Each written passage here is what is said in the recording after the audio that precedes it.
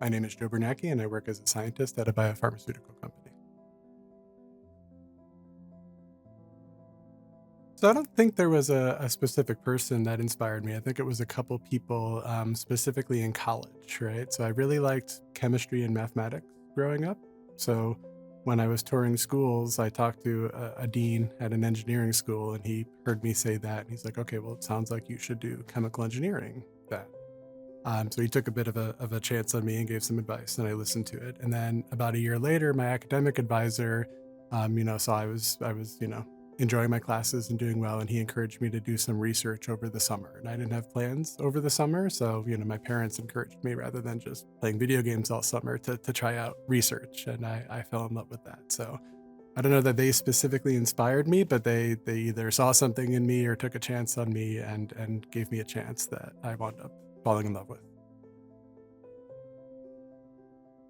So I don't have a favorite model organism, but I do have a favorite model molecule. So hopefully that counts. So my graduate research focused on disease-related protein aggregation. So if you think of like Alzheimer's or Huntington's diseases, the proteins that cause those diseases are really complicated. So people will take little chunks of them and try to study those. But even those little chunks tend to be really complicated. So the Alzheimer's chunk is really complicated. A lot of people study that.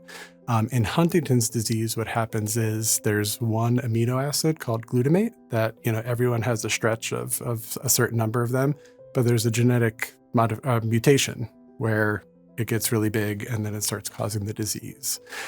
So some people study that stretch of just amino acids. Where I came in, and my favorite molecule is, even that's still really complicated, but my research was on alanine, which is the simplest amino acid.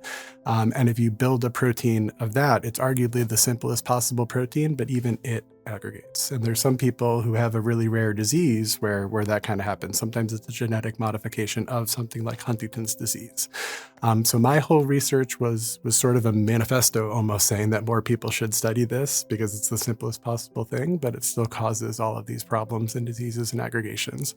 So I was actually sitting at an all-staff once, and an executive was explaining why we were getting out of a clinical trial in a drug for Alzheimer's disease. And the executive said something like, oh, we need more fundamental research into protein aggregation. We need to understand this at a deeper level. And I didn't say anything, but I was kind of leaping out of my skin. I'm like, oh, if you had read my papers and my thesis back then, like I could have told you that. So maybe you could tell even here, like 10 or 15 years later, I'm still pretty fired up about this little molecule. I might be the only person on the planet who feels that way, but I think maybe more people should feel that way too. So that's my favorite molecule.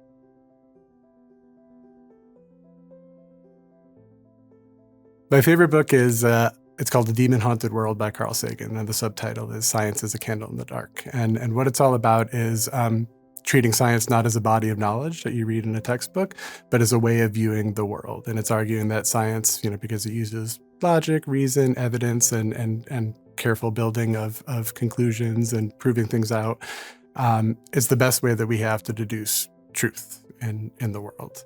So I'll end with a quote, or a kind of famous quote from the book. So Carl Sagan says, "It's better to grasp the universe as it really is rather than persist in delusion, no matter how satisfying or reassuring." So if that resonates with you, or maybe more provocatively if it doesn't, I would recommend you check this book out.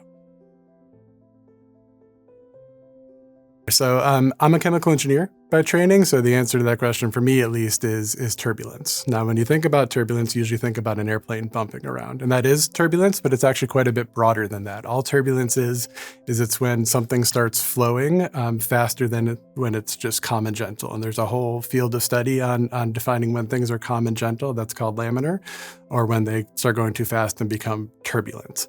But once they cross over to that threshold, the system is completely chaotic and literally chaos, like chaos theory. Like there's a famous quote, if a butterfly flaps its wings, you might have a tornado on the other side of the planet. That could be literally true, right? Just because we can't predict what's going to happen. And you could study this in your own way in your bathroom or your kitchen, right? If you turn on the faucet just a little bit, you get a nice calm flow, and you could take a chemical engineering class and learn how to predict that flow to any precision that you want. But if you turn the faucet on all the way and it starts sloshing around and there's flecks of water flying, the smartest person in the world running the biggest computer in the world couldn't actually predict where those little flecks are flying around. Yeah, so I wouldn't say I have the passion because it'll fix a problem. I think it's more that it's just tantalizing, right? So to go back to Richard Feynman again, he actually once called turbulence the most important unsolved problem in classical physics. And part of the reason of that is again this just inherent chaos to it, right? Like even the most advanced alien civilization in sci-fi might have bumpy plane rides because they can't control the turbulence. And even the math alone is fascinating. If you take away the practical applications of like flow through a pipe in airplanes and things like that, you can look up online, there's these competitions where if you solve a famous math problem, you'll get $1 million, so you'll be famous or whatever, like Fermat's last theorem, things like that. The equations that describe turbulence are called the Navier-Stokes equations, and those are on the list, right? So even separate from the practical applications, the math alone is some of the most interesting and tantalizing math that you can study out there. So in something as simple as, flow of water in your sink or flow through a pipe or, smoke billowing from a chimney or something like that, there's just a whole universe of unsolved problems just in that little phenomena. So I actually wasn't a very good student at those ages, right? And I certainly wouldn't have listened to advice from an old guy who came and gave us advice at school, right? So the way that I would try to get through to my difficult teenage self is, I wasn't really challenged or interested in school. I was basically bored. So the way I try to get through to my, again, challenging self would be to explain that science is a way to never be bored.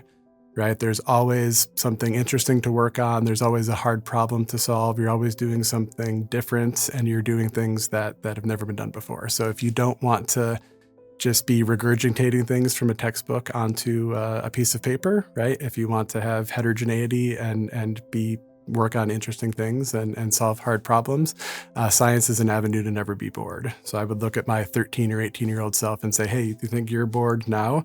Imagine having a boring job for 20, 30, 40, 50 years. And if you don't want that, then science is a way to ensure that you're never bored because we always have problems to solve. We always have things to invent. We always have provocative theories to test, or there's always fruitful avenues of research.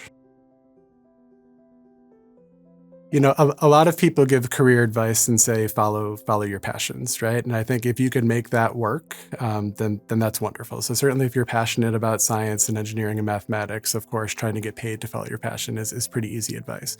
But I think the nice thing about STEM is that even if you don't want your profession to be your passion, right? If you want to have other things, if you want to have a family, if you want to have, hobbies, if you want to volunteer or you want to, whatever you want to do with the rest of your life, STEM is a way to make a living and make a living in an impactful way, right? Because again, I would argue that everything that you're doing in a STEM field is advancing society in some ways through the knowledge that you generate, through the products that you make, through the efficiencies that you gain. So if it's your passion, wonderful, of course, try to make a living based on your passion. But even if it's not your passion, it's a good thing to do for society and also for yourself.